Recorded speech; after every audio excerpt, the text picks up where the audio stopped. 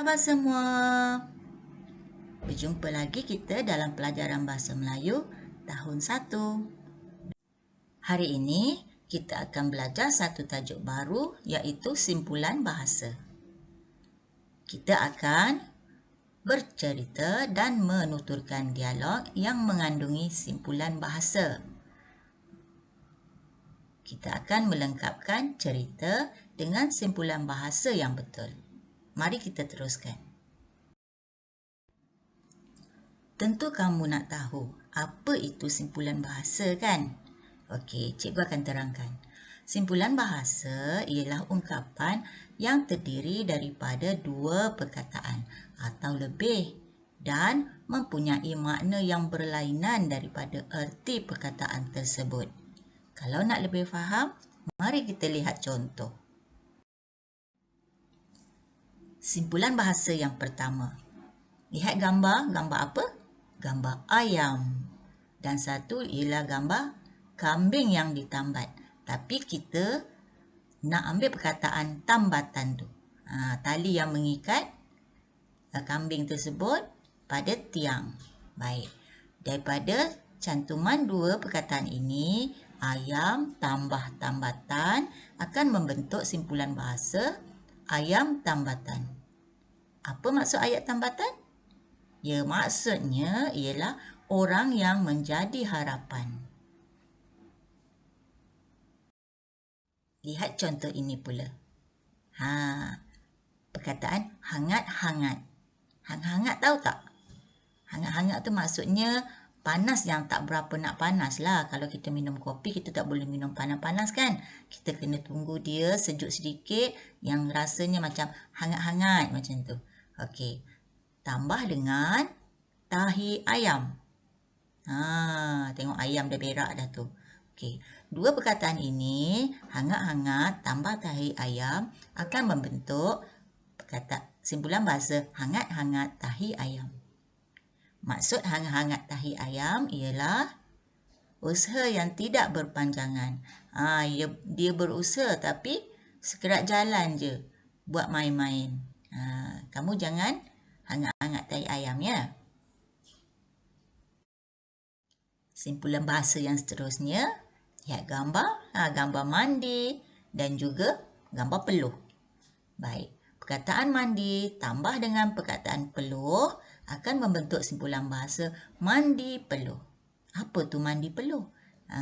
Mandi peluh maksudnya basah dengan peluh. Biasanya peribahasa ini kita gunakan untuk orang yang bekerja dengan kuat. Okey, dia penat bekerja, peluh dia menitik-nitik kan? Itu maksudnya basah dengan peluh. Simpulan bahasanya apa? Mandi peluh. Yang ini pula kita lihat gambar. Gambar baik dan juga gambar hati. Perkataan baik tambah dengan perkataan hati akan membentuk simpulan bahasa baik hati. Baik hati ni maksudnya bersikap baik dan penyayang. Okey, tengok budak lelaki tu. Dia baik hati kerana memimpin orang buta melintas jalan. Simpulan bahasa yang ini pun ada hati. Okey, baik perkataan ada tambah dengan perkataan hati akan membentuk simpulan bahasa ada hati. Maksud ada hati? Ada keinginan. Tengok budak lelaki ni. Dia berlatih bersungguh-sungguh kerana dia ada hati nak menjadi juara. Seterusnya, kita lihat perkataan putus dan asa. Putus tambah asa membentuk simpulan bahasa putus asa. Apa dia putus asa ni ya? Mari kita lihat maksudnya. Maksudnya ialah tidak menaruh harapan akan berjaya. Dia dah usaha-usaha tapi dia gagal. Lepas tu dia putus asa. Kita tak baik tahu putus asa. Kita kena terus berusaha. Simpulan bahasa ini pun ada hati juga. Okey, apa perkataan yang ada? Perkataan suka tambah dengan hati. Jadi, suka hati. Suka hati ni maksudnya ialah seronok atau gembira. Kamu mesti suka hati kan kalau dapat kek hari jadi daripada ayah? Simpulan bahasa yang seterusnya ialah perkataan perut dan perkataan kosong. Perut tambah kosong akan membentuk simpulan bahasa perut kosong. Apa maksud perut kosong? Perut kosong bermaksud lapar. Jadi kamu kalau lapar kamu boleh cakap dengan mama. Mama, perut saya kosong lah.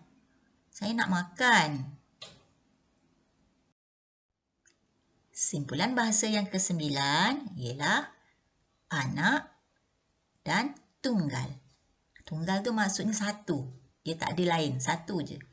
Okey, perkataan anak tambah dengan tunggal akan membentuk simpulan bahasa anak tunggal. Anak tunggal bermaksud anak satu-satunya. Dia ada seorang anak saja. Dia tak ada anak lain. Siapa anak tunggal di sini? Untuk aktiviti seterusnya, kita akan bercerita dan menuturkan dialog. Rujuk buku teks muka surat 84, tajuk Nazri Boleh. Petikan ini bertajuk Nazri Boleh. Dalam petikan ini, kamu lihat ada perkataan yang berwarna merah. Itu menunjukkan simpulan bahasa seperti yang kita belajar tadi. Mari kita baca bersama-sama petikan ini. Sedia? Nazri hendak menjadi pemain bola sepak. Dia mahu menjadi ayam tambatan pasukan sekolahnya. Boleh abang melatih saya bermain bola sepak? Tanya Nazri kepada Abang Fadil. Boleh, Nazri. Bagaimanapun, jangan hangat-hangat tahi ayam sahaja, kata Abang Fadil. Mulai hari itu, Abang Fadil melatih Nazri. Mereka mandi peluh di padang. Terima kasih kerana baik hati melatih saya. Sekarang, saya ada hati untuk menjadi pemain bola sepak yang terkenal, kata Nazri.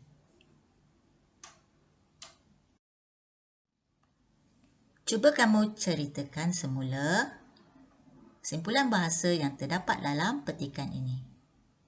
Yang pertama, ayam tambatan. Apa maksud ayam tambatan tadi?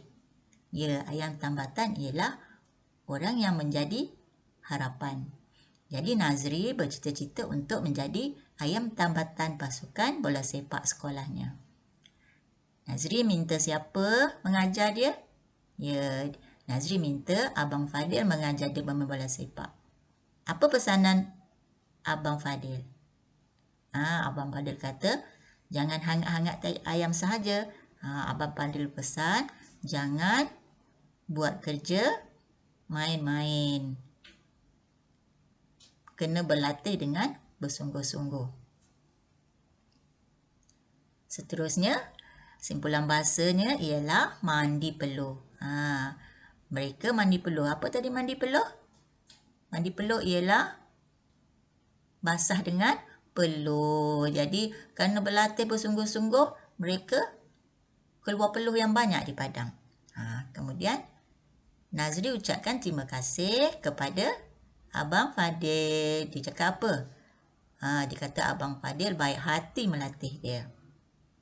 Kemudian, Nazri kata, apa lagi? Dia guna simpulan bahasa, ada hati. Sekarang dia ada hati nak menjadi pemain bola sepak. Dia ada keinginan nak menjadi pemain bola sepak yang terkenal. Itulah cara kamu nak bercerita menggunakan simpulan bahasa. Sekian saja pelajaran simpulan bahasa kita pada hari ini. Cikgu ucapkan selamat belajar dan kita jumpa lagi. Bye-bye.